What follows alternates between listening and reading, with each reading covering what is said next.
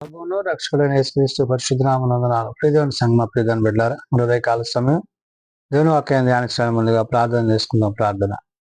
కృపగల తండ్రి, దయగలమైన సేని బంగారు పాదాలకు లెక్కలేని వందనాలు, స్తుతులు, స్తోత్రములు. గతించిన రాత్రి అంతా నీ రేఖల చాటును కాచి కాపాడి సంరక్షించిందేవా మన ఉదయకాల సమయం సజీవ లెక్కను చేరి ప్రార్థించుండగా వాక్యమైన దేవుడు వాక్యం ద్వారా నాతో మాతో మాట్లాడి మీరే మహిమ ఘనత ప్రభావాలు పొందమని యేసునామమున నడుచున్నాం తండ్రి, ఆమేన్.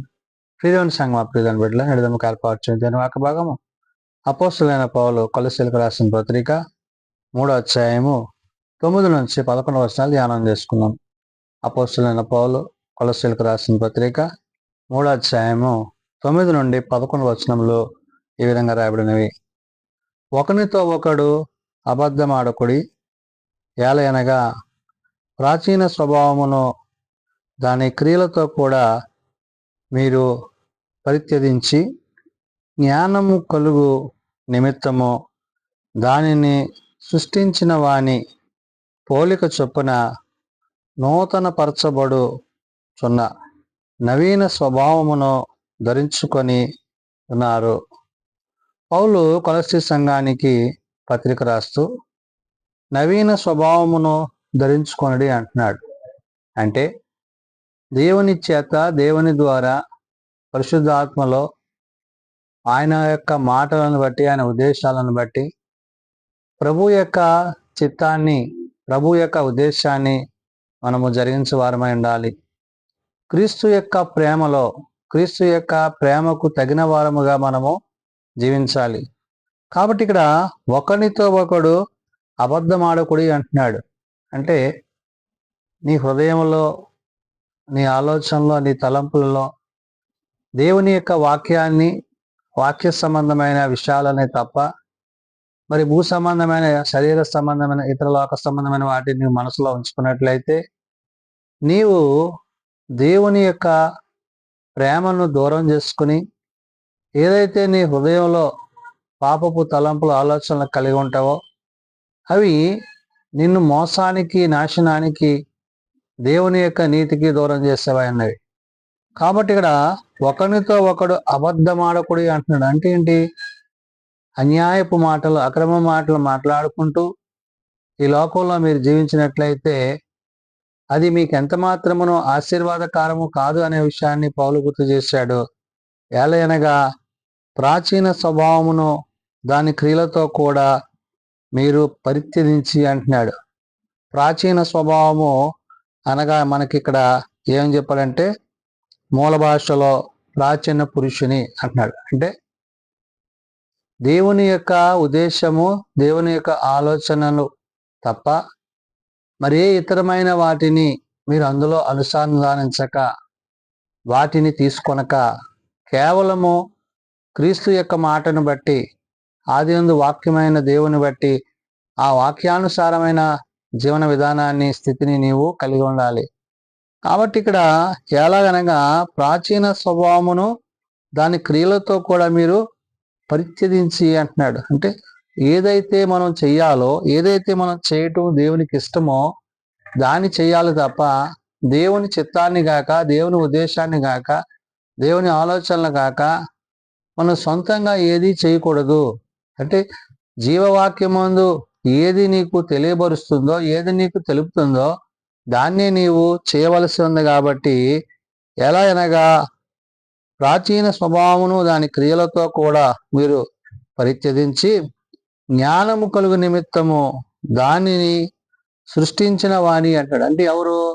సృష్టికర్తను బట్టి, నీ దేవుడైన యెహోవాను బట్టి, ఆయన కలుగు చేసిన సమస్తాన్ని బట్టి, ఆయన నీకు ఇచ్చిన జ్ఞానాన్ని బట్టి, సమస్తమైన స్థితి కూడా దేవుని ద్వారా నీవు పొందుకున్నావు అనే విషయాన్ని ఇక్కడ పౌలు కొలస్సీ సంఘానికి, సార్వత్రిక సంఘానికి చెప్తున్న మాట.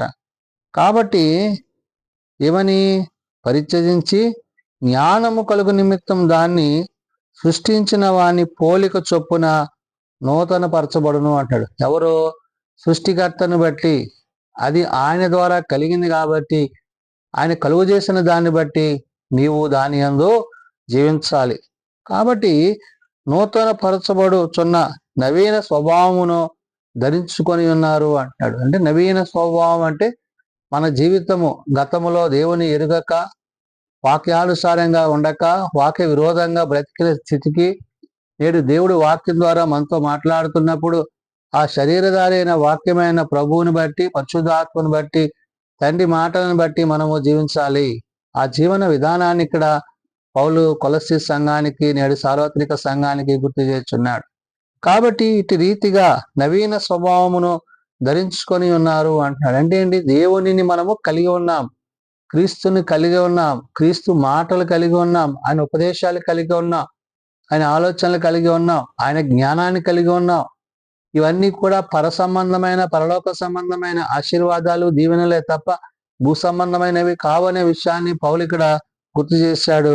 అందుకే అంటాడు, ఇట్టి వారిలో క్రీస్తు దేశస్థులనియు యూదుడనియు భేదము లేదు, సున్నతి పొందుటనియు సున్నతి పొందకపోవటనియు భేదము లేదు, పరదేశి అనియు సిద్ధీయుడనియు దాసుడనియు స్వతంత్రుడనియు అస్వతంత్రుడనియు లేదు, గాని క్రీస్తే సర్వమును అందరిలో ఉన్నవాడునై ఉన్నాడు అంటాడు. అంటే క్రీస్తును బట్టి, క్రీస్తు ప్రేమను బట్టి ఇక్కడ ప్రాంతాలు, భేదాలు, విభిన్న జాతులు ఇవేవి కాదు. అంటే ఏంటి?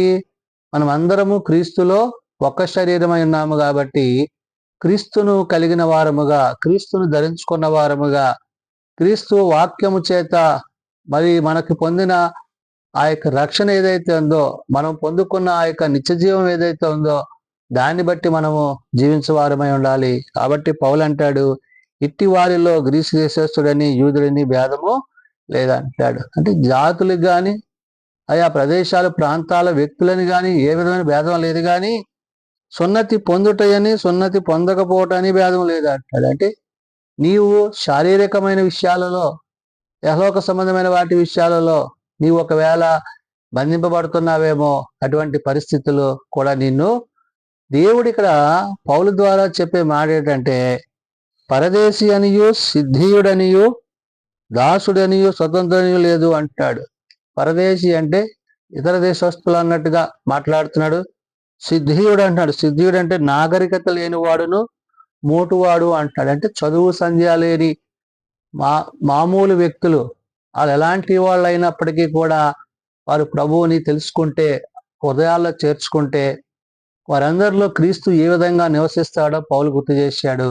అందుకనే ఇక్కడ అంటున్నాడు, పరదేశి అనియు సిద్ధీయుడనియు దాసుడనియు స్వతంత్రుడనియు లేదు, కానీ క్రీస్తే సర్వమును అందరిలో ఉన్నవాడునై ఉన్నాడు అని. సర్వమును అంటాడు. అంటే సృష్టి యావత్తులో ఆయన యొక్క తండ్రి చిత్తాన్ని కుమారుడైన క్రీస్తు ప్రభు వారు నెరవేరుస్తూ మనందరిలో ప్రభు నివసిస్తున్నాడు.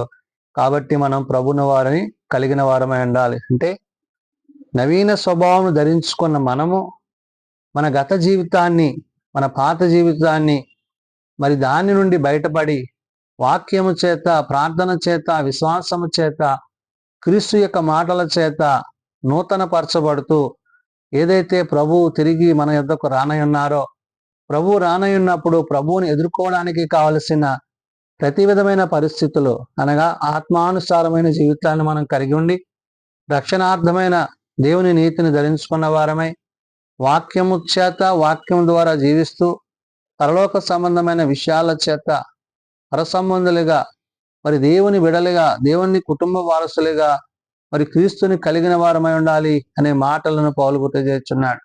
కాబట్టి నేడు నీవు నేను ఆయన సన్నిధిలో, ఆయన వాక్యమును బట్టి, ఆయన మాటలను బట్టి, ఆయన ఉపదేశములను బట్టి ఆయన ఇచ్చే ఆ యొక్క నిత్యరాజ్యాన్ని పొందుకోవలసిన వారమై ఉన్నామని ఆనాడు కొలస్సీ సంఘానికి, నేడు సార్వత్రిక సంఘానికి పరిశుద్ధాత్మ దేవుడు భక్తుడైన పౌలు ద్వారా తెలియజేస్తున్న మాటలు.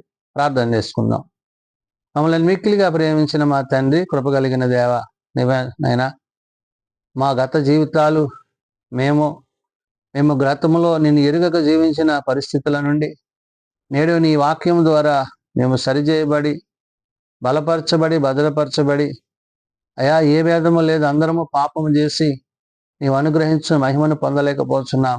అయితే నాయన, అటువంటి పరిస్థితుల్లో మమ్మలను ప్రభా నీ కుమారుని మా కొరకు పంపించి ఆయన ద్వారా మాకు రక్షణనిచ్చి, మా పాపములన్నీ అయా నీ కుమారుని మీద భరింపజేసి, ధనింపజేసి, ఆయన ద్వారా మాకు రక్షణ అనుగ్రహించి ఉన్నారు.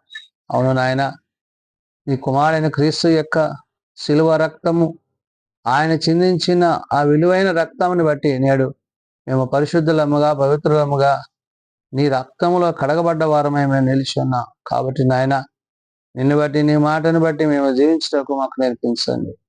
ప్రభువా, ఏది మీ చిత్తమైనదో దాన్ని ఎరిగి నీ చిత్తానుసారంగా ముందు కొనసాగుటకు నీ సహాయం దయచేయండి. ఏ భేదము లేదు నాయన, అందరము పాపం చేస్తాం. కాబట్టి నాయన, నీ ద్వారా నేడు విమోచింపబడి రక్షింపబడి నీ అందు జీవించే నవీన స్వభావాన్ని ధరించుకున్న వారమే మేమందరం ముందుటకు నీ సహాయం దయచేయండి. బలహీనలను బలపరచండి, రోగులను స్వస్థపరచండి. హాస్పిటల్స్ దగ్గర అందుబాటులో ఉన్న వారిని జ్ఞాపకం తెచ్చుకోండి. ఎవరైతే ప్రార్థిస్తున్నారో, ఎవరైతే నీ కొరకు కనిపెడుతున్నారో వారి హృదయాల్లో నీ వాక్యమును స్థిరపరిచి, వాక్యమైన దేవుడు వాక్యం ద్వారా అందరితో మాట్లాడి మీరే మహిమ పొందమని, నిలిదిన పరిచర్ల సేవలో, ఆయా జరగబోయే ప్రార్థనా కూడికల్లో మీ సన్నిధి సహాయము కుటుంబాలపై నుంచమని యేసునామం నడుచున్నాం తండ్రి, ఆమేన్. పరలోక వందన మా తండ్రి, నీ నామం పరిశుద్ధపరచబడుగాక, నీ రాజ్యం వచ్చుగాక, నీ చిత్తం పరలోక వందన నెరవేర్చినట్లు భూమి మీద నెరవేరుగాక. మానవులను మాకు దయచేయము, అపరాధం చేసిన వారిని మేము క్షమించిన ప్రకారం అపరాధం క్షమించము, శోధనలో తేకాల్సి తప్పించము.